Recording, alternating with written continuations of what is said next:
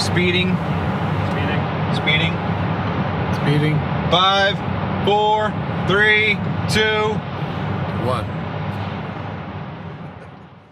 The world is changing faster than ever. What used to take decades is now taking years or even months. What you see right now is the illusion that people have had for many decades about the workplace being this secure place to work the rest of your life. For the first time in the history of our nation, our children will not do as well as us. We've seen our friends get laid off, we've been laid off, we've had our pay cut. People are overworked and underpaid. They seem to have less time and less freedom. They live under constant pressure. This is going to be forced. And so even if your employer loves you, they may have to cut you. There's something wrong that on Monday morning, the heart attack rate increases by 35%. Technology is accelerating, job security is declining. It just doesn't seem like the old models of making a living are as reliable as they used to be.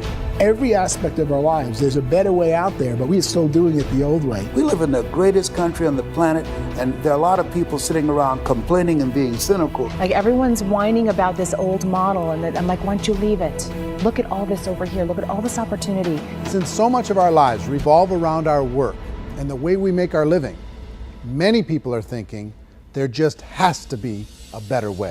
The biggest challenge facing our world today is not making money, is what are we going to do with all the displaced, unemployed people? People are afraid that they're going to make the wrong decision. People are afraid of the unknown. People are afraid that maybe I don't have the skills. Hey, sports fans, industrial age is over. It's dead. It's dying. That's why going to school to get a job is an obsolete idea. A steady paycheck is an industrial age idea.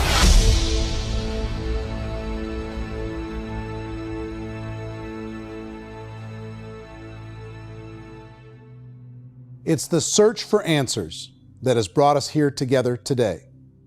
My name is Worre, and for almost 30 years I've been an entrepreneur, struggling at times, but ultimately succeeding. As a best-selling author, speaker, and business owner, I've spent my entire career helping millions of people around the world to become entrepreneurs. And I believe strongly that there is, in fact, a better way when it comes to how we make a living. The career landscape has changed dramatically, and many are still working in a model that is completely out of date. What worked for previous generations isn't working as well for people today. In this film, we're going to explore 3 important questions. First, what's really going on in our working world today? Second, in this new economy, is it better to become an entrepreneur, or is it safer to work for someone else? And third, if a person decides to become an entrepreneur and start their own business, how can they do it without taking on massive risk? To help in this journey, I've brought together some of the greatest experts and thought leaders in the field of entrepreneurship to share the real facts with you. My intention is to give you new information that will allow you to make choices that are not limited by an old, outdated model. Let's start by understanding what's going on in our working world today.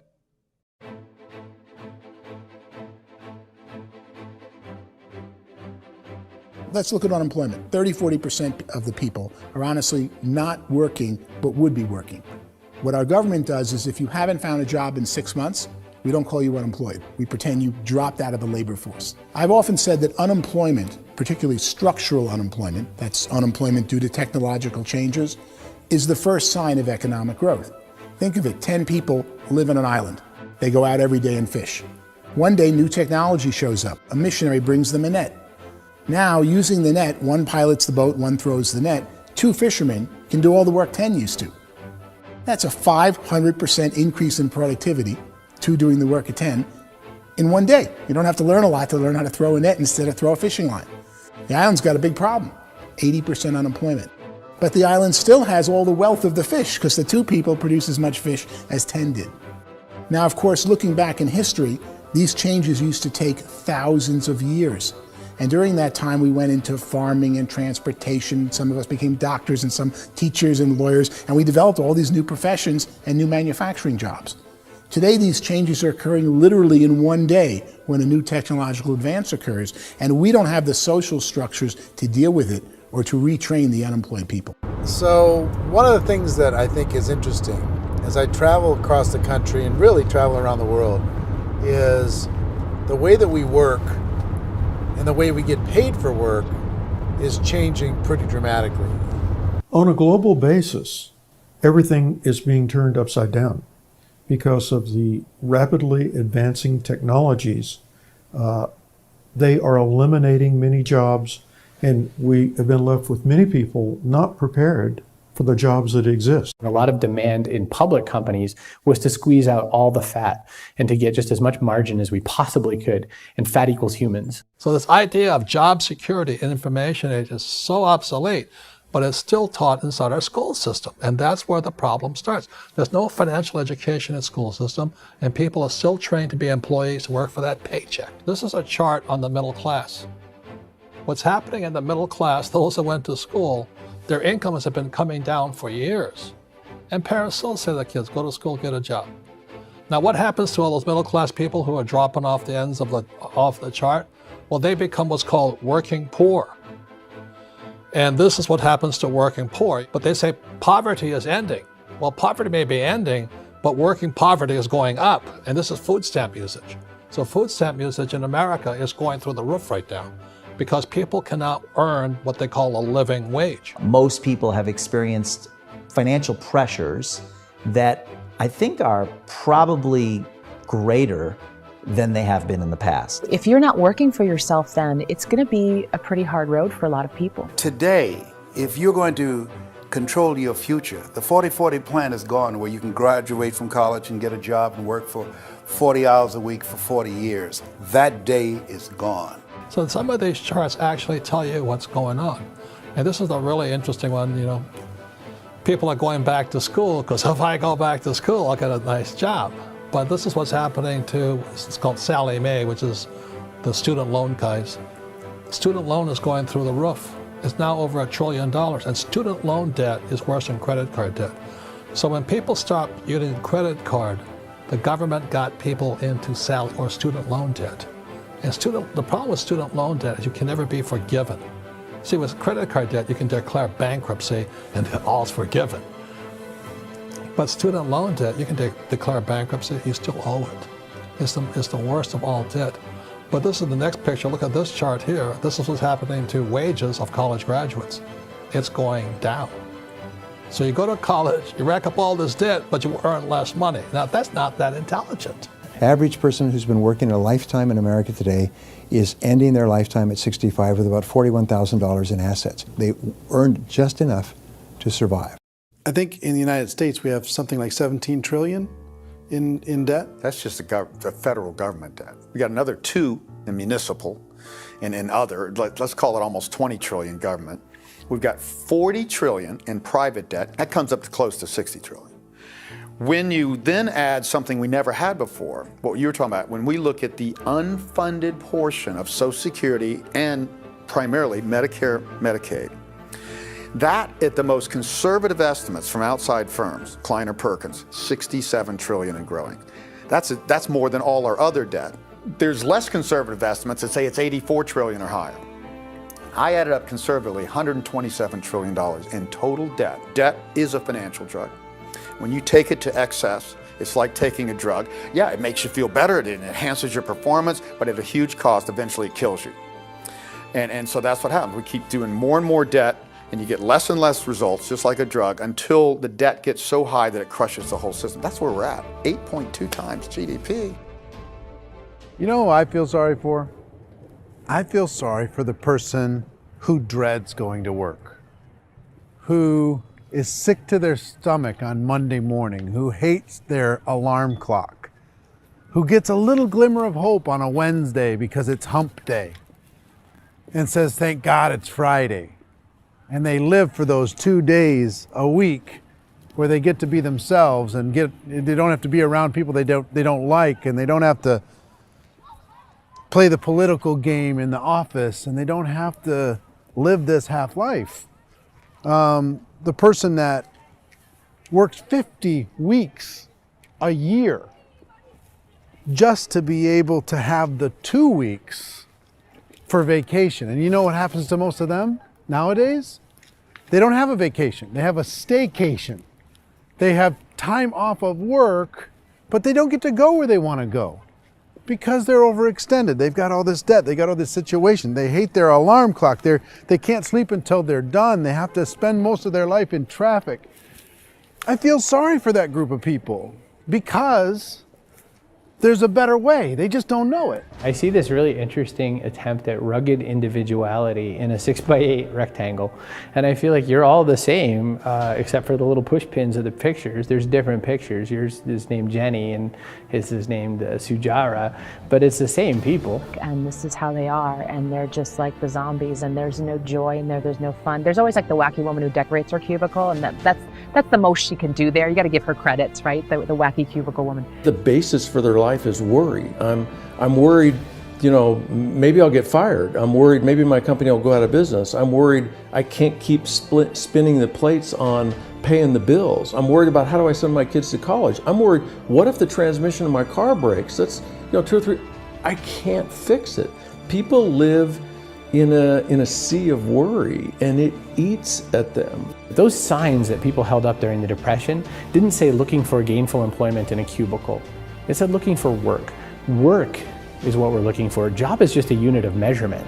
Work is what we're going after. It's time to look in the mirror and say, it's not the economy, it's my economy. It's my little world of where I am. I need to improve. I'm not going to wait for the economy to come back because frankly, the economy is doing great in this country. So I'm here on Wall Street, the financial center of the universe, the financial capital of the world. This is where most people's money goes to at least be held for a time, right? With interest rates in banks being effectively zero, and many experts are predicting it's going to stay at zero for the next 10, 20, even 30 years, people feel like they don't have any choice but to put their future into equities, to put their future into the hands of other people on this stock market, and hope that the stock market goes up, hope that the stocks that their advisors pick or that they pick goes up. That's one way to go, I guess. It's my personal belief that if you put your future into the hands of yourself, in other words, you have earning power by yourself, I think you're a better investment than these guys. I think you controlling your future is a better option than handing over your retirement to these guys. The average household income in the United States is approximately $50,000 a year, what they call the middle class. To reach the top 25% of income earners, you'd need to earn at least $90,000 a year. To reach the top 10% would be a household income of $140,000, the top 5%, $190,000, and to be in the top 1%, you'd need a combined household income of at least $380,000 a year. So here's the question. What do you think would give you the best chance to move up and get to the top 10%, the top 5%, the top 1% or beyond? In my opinion, and in the opinion of many, many experts, the answer is to become an entrepreneur, to become your own boss. I think you have to be a business owner. I can't, the only time I ever say to someone it'd be great to be an employee is when they've already told me they've surrendered. I only tell people who are wounded spiritually that they should be an employee. And it's that feeling that you get when you pick up the backpack off the little Cub Scout and say, "Don't worry, little guy, we'll get you back to the camp." You know, it is in no way a kindness when I tell someone they'd be a great employee. The other status symbol really increasingly is lifestyle. And people who can own their own business, maybe even work out of their house, that I tell you, people admire that. Like, gosh, I wish I could do that. The spirit of the entrepreneur is to be a risk taker and to be resourceful and unstoppable and to have a vision of yourself beyond where you are and not willing to settle for life as it is. Think about the great entrepreneurs. They're visionary. They have heart. They're willing to do today what others won't so they can do tomorrow what others can't. Personally, I don't think of the new economy, the old economy. I create my own economy. The entrepreneur's in control. I decide what the economy is going to be like. In the world of entrepreneurship, there are no limits. You can make as much as you want, depending on how much you want to work and how smart you are and how great a team you put together. There's no more lifetime rewarding business than being an entrepreneur. Why in America, where anyone could be anything, would people want to give up their freedom and become effectively a modern day slave, told shut up and be here every morning at 7:30, leave at 5:30, and do what I tell you? If people decide to become an entrepreneur and work for themselves, they have some traditional options, but they're riskier than you might think. Any kind of a retail business, retail build-outs is extremely expensive. Even just these small little yogurt stores where they're putting little yogurt machines and you get all the different flavors, you're spending $200,000, $300,000, $400,000 to open a yogurt shop. I would love to buy a Dunkin' Donuts, but it's $500,000 or so to start. I don't quite have that just in case money. Risking lose it all, and most guys do 2 or 3 times, and even big guys like Branson, because I'm such a fan of his, half his companies don't work. If you make $1 million, your problems are going to go. If you make $1 billion, your problems are really going to go. Just the opposite. You and I know when you're making $1 million, you get $1 million responsibilities. You make $1 billion, you got 1,000 times $1 million responsibilities. And most people say, I'd love to be my own boss. 70% of Americans would love to be their own boss, according to recent polls. But they don't know how to get there. Because what are you going to do? One, you could buy an existing business. If somebody's selling an existing business, you have to ask why. Usually because it's probably hard. It's probably not making as much money as they hope. 2, they could buy a franchise. A little less risk, proven system, but it's expensive to be able to do that. 3, they could start something from scratch. And that's where a lot of people feel like, I don't have the chops to do it. I don't have the money. I don't have the product idea. I don't have the expertise. I don't have whatever it's going to take to be able to get there, and I can't risk my family to do it. So, 4th, they could become an investor. A lot of people in this town invest to try and figure out a way, but you got to be pretty smart with that game too, right? Venture capitalists, who are the very best and most sophisticated in investing in new breakthrough businesses, make it on 1 out of 11. That means 10 out of 11 are mediocre or fail. Most of them fail. That's the risk there. An angel investor is lucky to get 1 out of 15 or 20. A business is a team sport. Like, I have to have accountants, I have to have engineers, I have to have system designers, I have to have sales, marketing, I have to have accounting, I have to have mission statements, I have to have legal and all that. The average Joe Schmo, even me, I go out there, I don't have the skills to put a business together. I think the bottom line for the 4 traditional options is they take money, sometimes a lot of it. They take expertise, and they take time. All of that adds up to just too much risk for most people. I bought a business from somebody else and it was a lot of work. And you start wondering, what did I just buy? Because I guess ultimately I own your email list and I just overpaid for it. People that start their own business, they spend a lot of money, they spend a lot of time, a lot of effort to get things started. And the more you invest on the upfront, the harder you typically work at it. I can tell you what the success rate is of a restaurant. What is it? They're crazy enough. About 90% of them fail. About 90%, in how quickly? Year or less. Wow. And if we're talking non-franchise, we're talking franchise, Sure. That's totally different. Yeah. But our students aren't getting franchise restaurants. You gotta invest big money. Exactly. And with someone like McDonald's, you've had to work with the company for a long period of time, really know the To even have a business. chance at investing $1 million. Have a chance, and it's a slim chance. What if there was a way that you had all the proven aspects, the comfort aspects, and you could still control your own life? What if there was both? In other words, you didn't have to create everything from scratch. You didn't have to be a super leader. All you had to do, what if there was a proven product already? You didn't have to create the product. And there's a proven system already, proven training already. Everything except an employer. That was the only thing that you didn't have. Do you think more people would be open to working for themselves in that environment?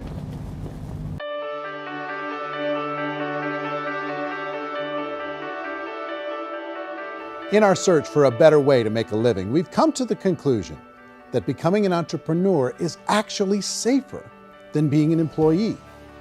And through our look at the entrepreneurial options, one particular path kept coming up from expert after expert. And I think most people will find it surprising because it's certainly a non-traditional business model. That model is for people to start their own business and become an entrepreneur through the creation of a network marketing business. Some people call it direct selling because the product is being sold directly from the manufacturer to the end consumer, cutting out the middlemen. Other people call it multi-level marketing, or MLM, because there are multiple levels of commissions paid. The most common term today is network marketing, because network marketing best describes using a large group of independent distributors, independent entrepreneurs, to move a product or service more efficiently.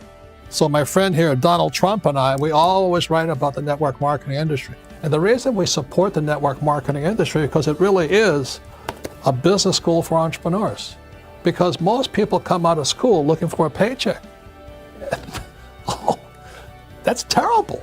I went to network marketing like that.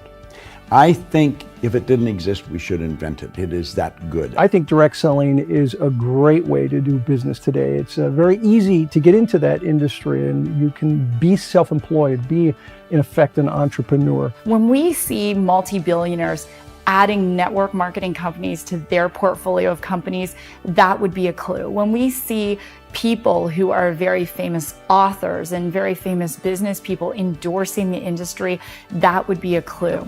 These network marketing companies aren't $50 million companies, they're billions and billions of dollars. They lead the stock market, they're major companies. When we're going to get it? You know, and you're going to school to work for a paycheck, but if you want to be rich, be an entrepreneur, and network marketing gives you the spirit to be an entrepreneur. A traditional company will spend up to 50% of their total revenue on marketing. Network marketing companies use a different approach. Instead of having all that extensive marketing expense, they utilize a network of independent distributors to do the marketing for them. Now, why do they do this?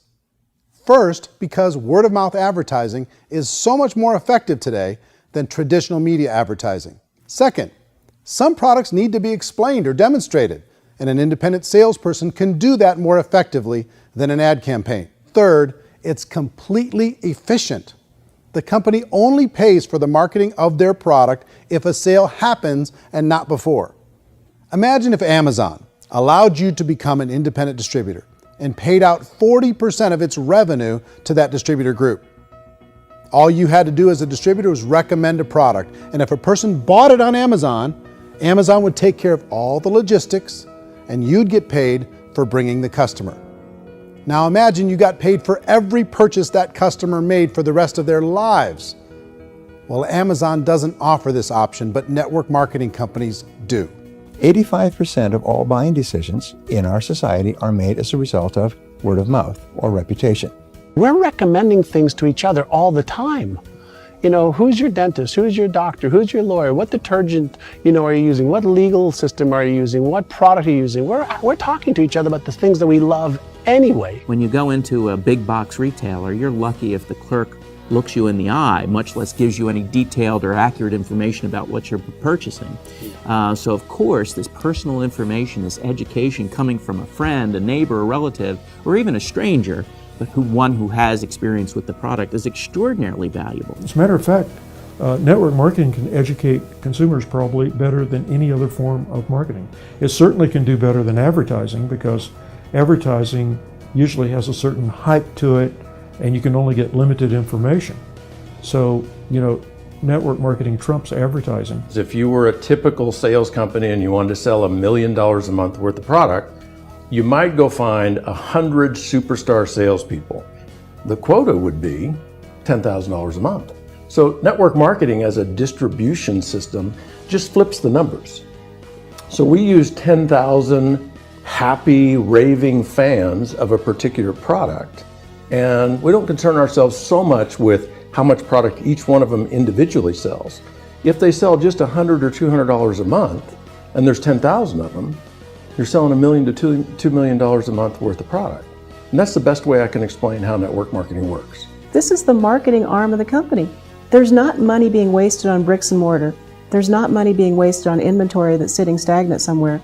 There's not of employees standing around that don't have customers. These are people that are going to connect with customers. These companies allow people to become independent distributors for extremely low cost and with no minimum time or sales quota. Essentially, they own their own business and can provide as much or as little sales as they choose. In other words, the distributor gets all the benefits of traditional business ownership without the risk. The advantage of network marketing is the ease of entry, the low risk, and the low startup cost, because almost everything else has very high risk. You can get in for a minimal investment. You're buying into a system that's already been proven, products or services that have been proven to work. The keys to network marketing is providing an opportunity for the masses to get involved, providing an opportunity for the average person who doesn't have the resources to start their own business. All of this so far is fairly straightforward, but network marketing offers another benefit, and it's this benefit that makes it so interesting for entrepreneurs. Network marketing allows a distributor to build their own network of other distributors and then compensates them on the sales created by that entire group. Direct selling is, at its base, very simple. It's the sale of a product or service to an individual on a face-to-face, one-on-one basis, just the way we're talking right now. But there's an important element as well, and that's the offering in conjunction with that sale of product, the offering of an opportunity for someone to make something of themselves. No matter what your social status is, no matter what language that you speak, I mean, look how many unbelievable people are becoming successful that speak every kind of language out there. What an awesome gift to give the world. Instead of having to work your way up in a system and prove that you could be a sales manager, they just decided everybody can be a sales manager. Everybody gets to build a sales team from day one. And so what that brought into the system of growth as a direct selling company is the concept of compounding or geometric progression. Because now you can actually grow sales force very quickly because everybody is enrolling people in their own sales force. People who are like, oh, this is weird, I'm building a sales team, or what do you think you do at a regular company? How do you think a regular company works? Network marketing is the only industry that doesn't say your past determines your future. It looks at your past and says, okay, now what can we train you to do so you can have a great future? Every other employer out there wants to exploit you for what you already know, not teach you something new. Network marketing has the potential to save the United States and the world, because it's going to teach people not to be employees, but to be entrepreneurs.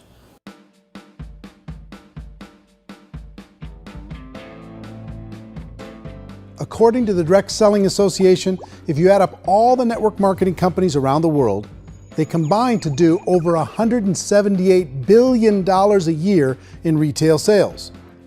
To give you an idea of how big that really is, the NFL, the National Football League, does approximately $9 billion a year.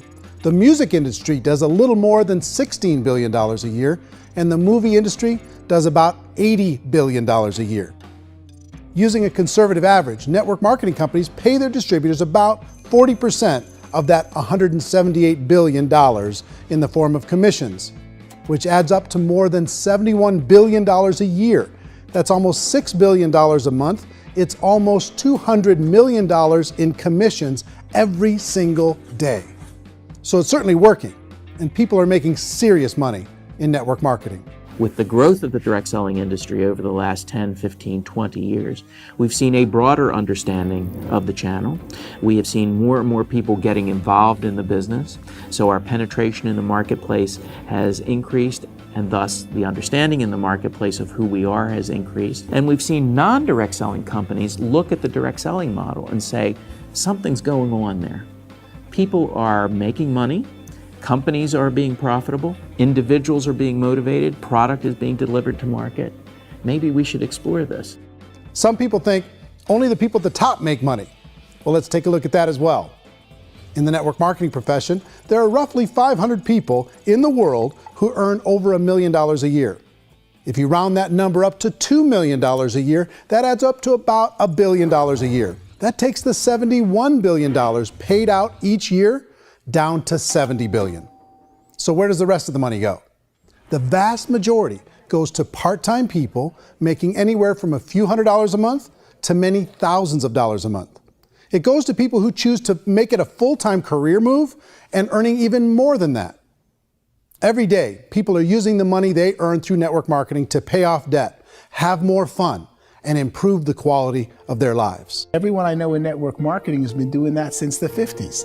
They go to work when they want to go to work. They stop working when they want to take time with their children to have a leisurely breakfast and discuss issues and driving to school. They go back to work when they get home, wherever they're working out of. The biggest thing that I've seen is people that have become much happier in their life. MLM has probably made more millionaires of more people in more countries, and I've spoken to them in 67 countries, than any other single form of business, starting from nothing. If they have a choice between working a job for the next 10 years or working a network marketing business for the next 10 years, the result of working the network marketing business will be better.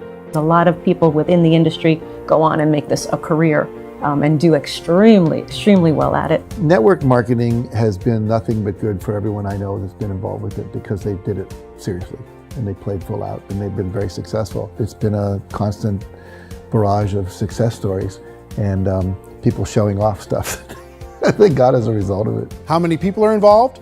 Approximately 16 million Americans and 96 million people around the world are currently participating in network marketing. And in a recent poll, 82% of those people report a good, very good, or excellent experience with network marketing. So people are happy.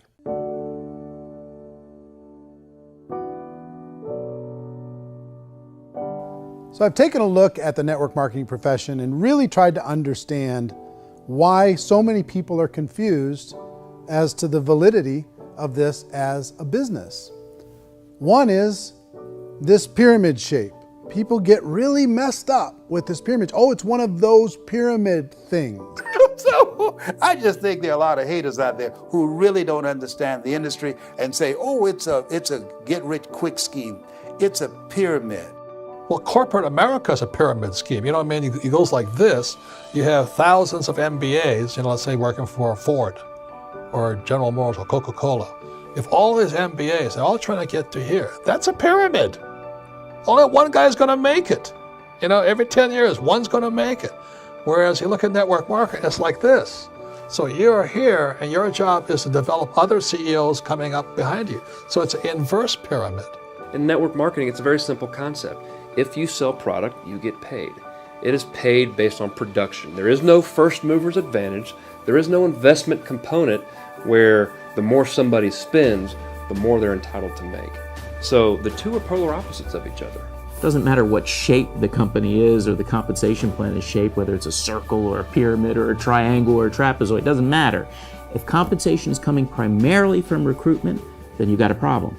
On the other hand, if an operation is basing their compensation to participants on the basis of sales, even when those sales are generated by people you've recruited, well, then you're a perfectly legitimate enterprise. That's the legal test, it's the practical test. Another issue that's been true in the past that is no longer true now is people used to be in network marketing loaded up with products that they couldn't sell and they ended up a loser. They ended up with a bunch of product in their garage, they ended up with a bunch of products sitting in their kitchen shelves or whatever, and they thought they could sell it and then they weren't willing to or able to sell it and they ended up with a bunch of stuff and they were bitter about it. There was this thing called front loading where you had to buy if you bought $25,000 worth of product, you got better commissions and all this.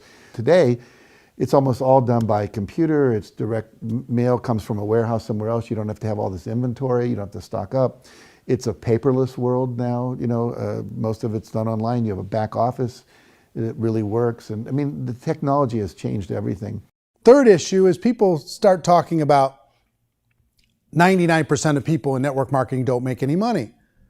Well, we've talked about that over the course of this journey together. Almost $200 million a day is being paid out to network marketing distributors around the world. The naysayers, the people who say that it doesn't work, are usually the ones who just don't know how to make it work for themselves. And so they're giving you an opinion, and I tell people, don't confuse people's opinions with expertise, because opinions are free.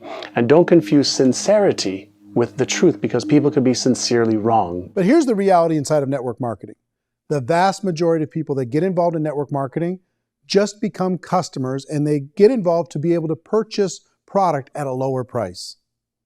If you take Costco as an example, if a person goes into Costco and gets a membership to Costco so they can get a lower price on the product, we don't call that person a loser because they have a bunch of product that they walked out with a smile on their face. Yet when some people want to take a look at network marketing, they say, well, those people, they're just using the product and they aren't earning an income, so they must be a loser. They're not a loser, they're a happy customer.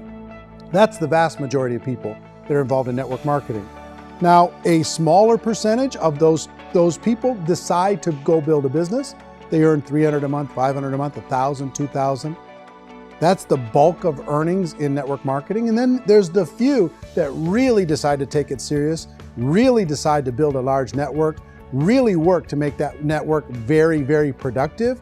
And those people make huge amounts of money and there's no cap. What I do as an outside economist, just somebody looking at this industry like any other industry I speak and say, look, what's the realities of this? 1% do incredibly well. 10% generate some additional income at pretty low risk and effort. That's not, and 90% of people roughly end up customers. One thing that I think is real when it comes to people's perceptions about network marketing is people put this, and distributors, I think, involved in network marketing have some responsibility for this. They have sometimes unrealistic claims about the product or about the income. Most people who become distributors, they want the money, they want to be successful, but they don't have the skills. They don't know what to do. And when people don't know what to do and they're in a new business, they're scared. And when they're scared, they panic and desperation kind of sets in. So they think everyone they talk to has to get in. So if I talk to you and you say, well, no, I don't have time to do that, they're like, no, I need you. You have to do this or I won't be successful. So I start clawing on you. I start that desperation. So then I start making claims about the product, which are not appropriate, probably not even true. Or I start saying, oh, let me show you how you can make all this money and you don't have to do anything, Eric. And so you just totally misrepresent the opportunity, and you're clingy with people because you think you need everybody to be successful, and you don't. You know, one of the messages that I try to deliver most forcefully to companies as well as salespeople in direct selling is that you don't have to overpromise. The reality is in network marketing, there's a lot of hard work involved. There's a lot of effort. You're going to have to develop yourself. It's a business like anything else. It's going to take some time, but in my opinion, it's better.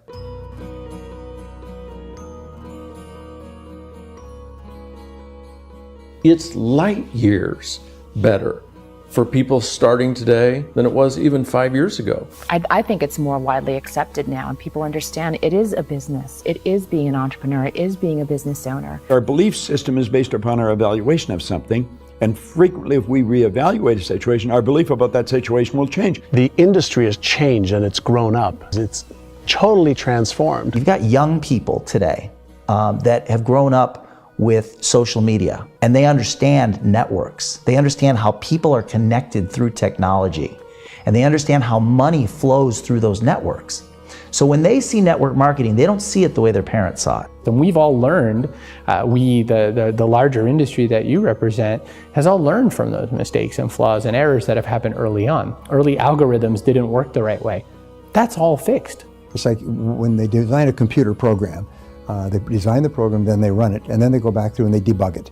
The MLM industry has been debugged. This is the day of being virtual, being able to run a business from your mobile phone. I mean, it's incredible. Companies are getting smarter. They're implementing more consumer protections. They're implementing more compliance training. They're doing more with respect to product research. If you do get involved and you make purchases of inventory, even on a voluntary basis, if you decide that this business is not for you, you can leave and have that inventory repurchased by the company. There's no other business that offers that kind of protection on a voluntary, self-regulatory basis.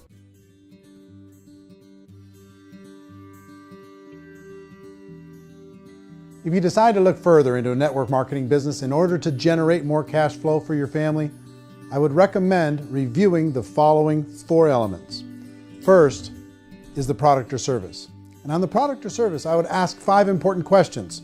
1, do you like it? Is it something you would feel comfortable sharing with others? 2, is there a recognized need in the marketplace? It's hard to create a need if one isn't naturally there. 3rd, does the product meet that need? Does it solve a legitimate problem for consumers? And 4th, is it priced to sell? Can it compete in the marketplace? And 5th, is it priced for profit? Is there enough margin for the company and the distributor to be able to generate income for the long term? If you can answer the questions on the product to your satisfaction, the next element to consider is the company itself. Is it well run? Do you believe in the founders or the management team? Do you feel they have what it takes to go all the way? See, it doesn't matter how good the product is if the management can't take care of the company. Good management can change with the times. They can handle adversity. They can make good decisions. Make sure you choose a company that can serve you for a long time. The third element to consider is the compensation plan. And with that, there are 3 important things to look at. First, a brand new person needs to be able to generate some money fairly quickly. It may be an obvious reason, but you can probably imagine the ripple effect of a distributor getting involved and having even a small victory fast. That can only help with the overall success of the organization. Second, a person should be able to develop a moderate part-time income in a reasonable period of time. As they develop their network and as their sales grow, they should be able to enjoy more benefits. And third, for the people who are really serious, for those who decide to really go pro in the network marketing profession, there should be the possibility to make a serious full-time income if they work hard and are committed to developing their skills. If you're comfortable with the product, the company, and the compensation plan, the last thing you should look at is the support that will be made available to you. Does the company have a website? Does it have a solid online reporting tool? Do they have comprehensive training available? Do they host events to help you build your business? If you decide to do this, what kind of a support system can you plug into? Choosing a network marketing company is a personal decision. But evaluating the 4 elements of product, company, compensation plan, and support is a great place to start. Is the company promising that you're going to get rich quick or that you can make a lot of money without a lot of effort? That's a red flag. Is there a product that you really believe in that you think can be sold? Or are you being told by salespeople or the person who's trying to recruit you or by the company itself that don't worry about the product, all you have to do is recruit other people into the business? Red flag, warning sign. If you're hearing that, take a second or even a third look. Get to know the customers, the products, the business, have some success, and see where the opportunities might take you to move up in the organization. You want to find out how concerned are they about my education, my training, and my development? Is there a space for me to grow? Most important question. Learn everything that you can about the product. Make sure it's something that you believe in, and learn everything you can about the industry and work that system. You have to be very passionate about whatever that company is doing. I would get involved. You can always test drive anything, the product, the service, the community, and then lean into it a bit. If it feels good, then lean into it a lot. Behind me is the Lincoln Memorial. And this is a place where Martin Luther King Jr. had his famous "I Have a Dream" speech. And at that speech, he talked about his dream for equality for everyone around the world, and that's a noble dream. But I think more people need to remember what it was like when they were kids and the dream was still alive in them. Before it got beaten out of them by reality, by this paycheck, by these responsibilities, and by having to live for this job to pay the bills. I think people need to remember that, go back to that. Once they know that there's a better way, I think their future is going to be much brighter. They can live a better life.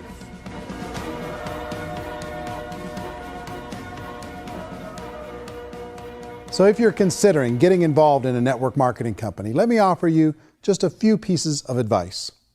First, network marketing isn't perfect. It's emotional, it's challenging. Like any entrepreneurial venture, it can have its up days and its down days. But if you have an entrepreneurial bone in your body, it's just better. Second, if you're gonna do it, decide to be professional. Decide to go pro. It's better to do that than just be this amateur sticking your toe in the water. Third, as any professional, you're gonna have to learn some new skills. And I promise you, inside of the network marketing profession, they're not too difficult to learn. Fourth, like anything worthwhile, it's gonna take some time.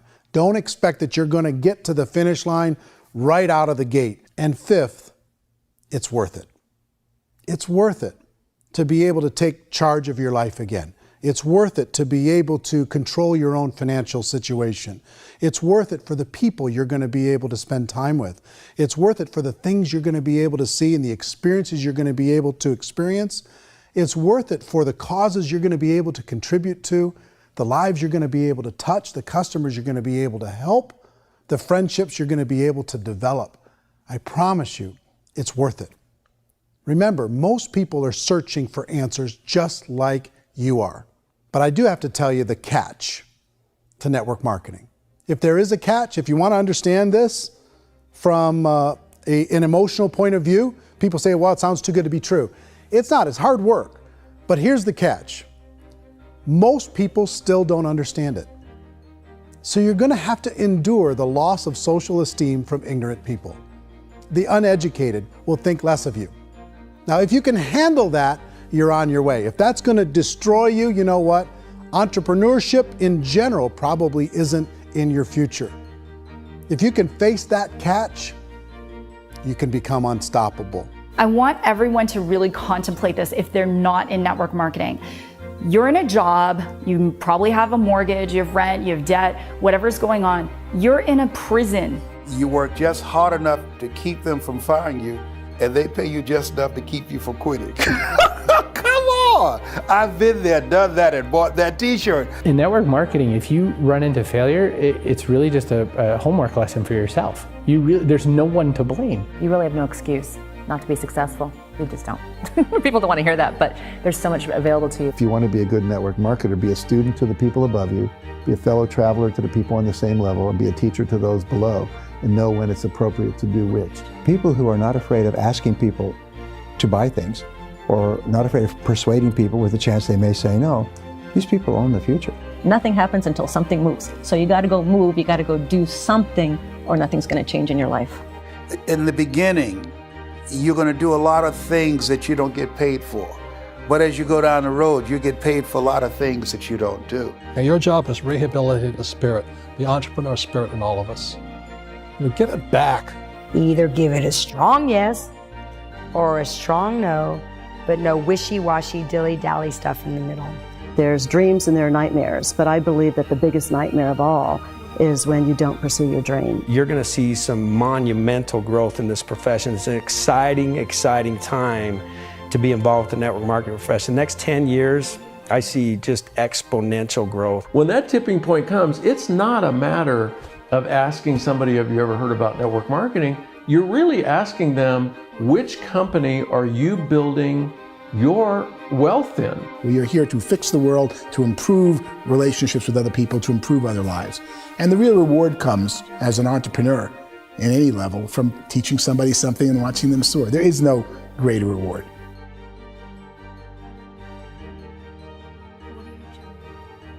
Life's too short to spend it living someone else's dream instead of your own. It's too short to spend it living at a fraction of your potential. Can being an entrepreneur be a challenge at times? Sure. But here's what you get in exchange. It can be yours.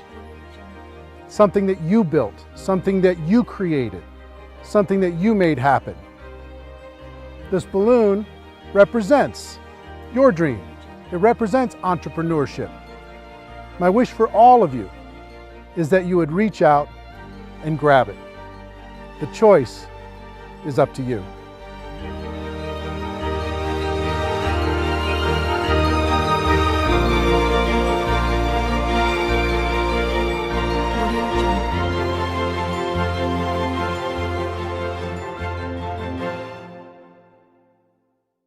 Well, I hope you enjoyed the film, and I hope more than that, you could see the power of being able to use this as a tool to help a prospect understand the value of, one, being an entrepreneur, two, the value of getting involved in network marketing, and three, kind of a little bit better understanding of what they're getting involved in.